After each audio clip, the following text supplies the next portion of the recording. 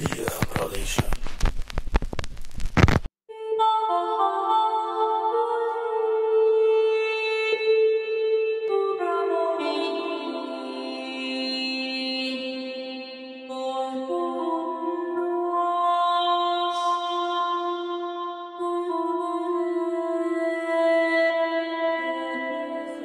suis Madame Élisée Ntumba, actrice humanitaire, cadre de la société civile ici dans la province du Kasaï central. Oui, je suis originaire de Kananga et j'ai été formée, j'ai étudié ici à Kananga. J'ai obtenu mes 2 diplômes ici, dont le diplôme de graduat en sciences médicales à l'ISTEM Kananga et le diplôme de licence en développement rural à l'ISDER Chibashi de Kananga depuis 2014.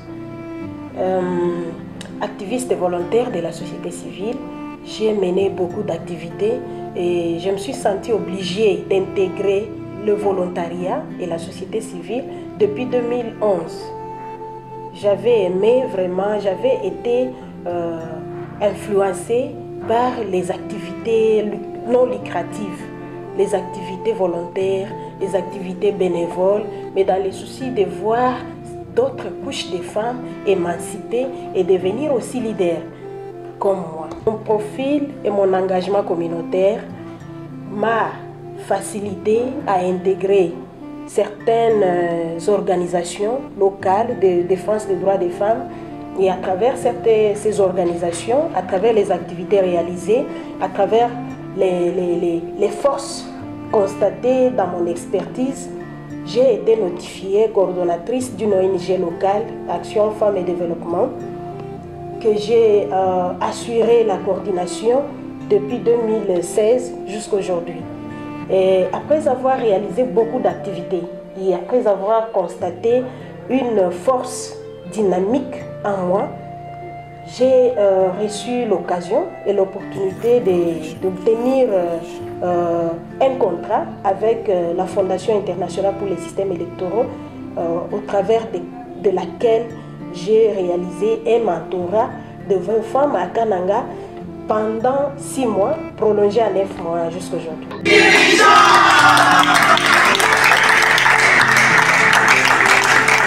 Il faut signaler que 20 bénéficiaires du projet AIFES pour le Kasaï central ont suivi différents modules en vue d'être préparés au prochain scrutin. Aujourd'hui, elles témoignent du changement positif apporté par cette approche devant les personnalités invitées. Depuis 2024, j'ai été notifiée coordonnatrice plutôt et point focal du programme Chilit de l'AIFES Ndeke pour assurer la coordination des activités de mentorat pendant 6 mois.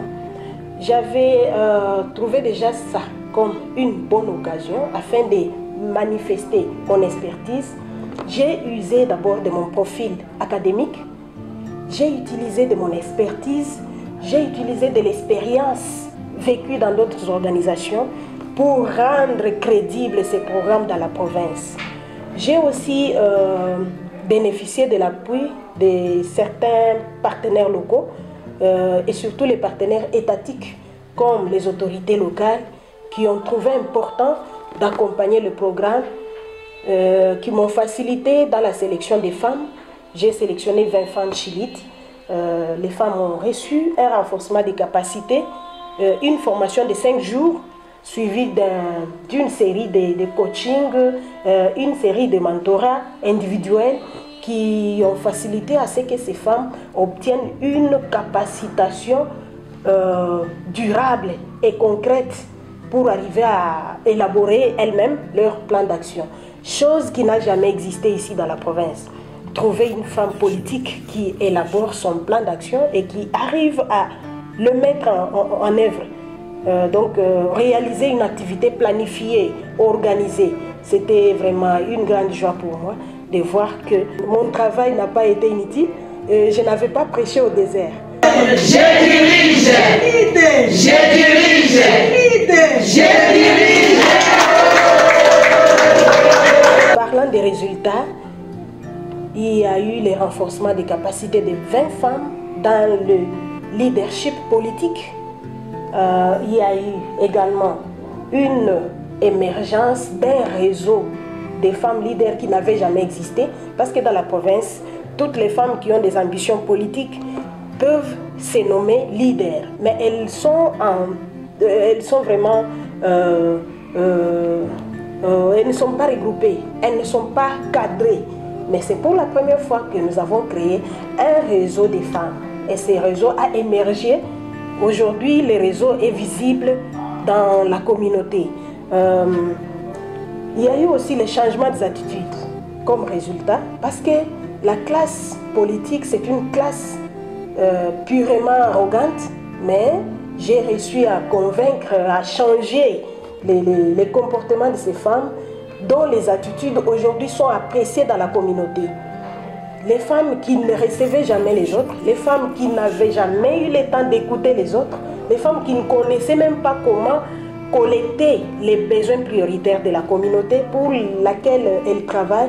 Aujourd'hui, elles ont eu à aborder et à travailler côte à côte de la communauté. Il y a eu aussi toute une liste de recommandations comme résultat, parce que ces recommandations ont été faites en faveur de ces femmes-là.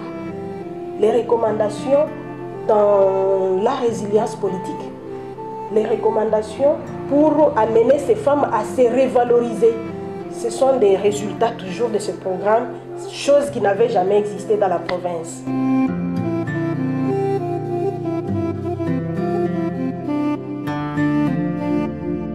Le programme Chilide a amené quelques activités à impact durable et rapidement observé. C'est comme une cible observée aujourd'hui, une cible des femmes leaders politiques formées qui doivent continuer leur démarche politique dans les activités électorales et qui ont quand même reçu un soubassement, un fondement administratif pour aborder, pour concourir aux activités électorales. Il y a un processus administratif auquel nous avons soumis des femmes pour rédiger un plan d'action tiré par rapport aux problèmes prioritaires de la communauté, plan d'action considéré comme réponse directe à un besoin, à une priorité dans la communauté. Il y a eu aussi une facilitation de la cohésion sociale. Vous voyez, les femmes travaillent en diversité, elles ne sont pas réunies. C'est pourquoi elles ne sont pas fortes. Mais avec le programme Chilide, nous avons réussi, particulièrement j'ai fait des efforts, j'ai amené toutes ces femmes à créer un réseau. Aujourd'hui, le groupe Chilide Kananga est capable d'atteindre d'autres femmes, d'échanger avec d'autres femmes des autres provinces dans les mêmes mentorats et dans les mêmes activités ou bien qui ont les mêmes ambitions politiques. Elles sont en mesure d'obtenir des informations par-ci par-là et elles sont vraiment à la une. Et pour ne pas citer que ça, il y a eu aussi l'influence socio-politique. Certaines femmes qui n'avaient jamais eu l'occasion de rencontrer des autorités de la place ont eu la chance de bénéficier des rencontres et de renforcer des communications et des relations durables avec les autorités de la place de Kananga. C'est un impact vraiment durable parce que cette femme-là qui avait l'ambition, qui avait postulé, qui avait échoué, qui n'avait aucune relation avec l'autorité de la place, aujourd'hui elle a le courage d'aborder l'autorité et elle a l'occasion, elle a ses contacts, elle a l'occasion d'intervenir dans n'importe quelle activité. Et sa voix est suivie et aussi considérée. Voilà.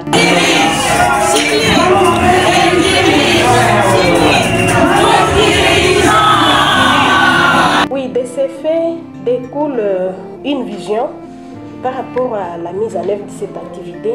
Je présente une vision aussi claire.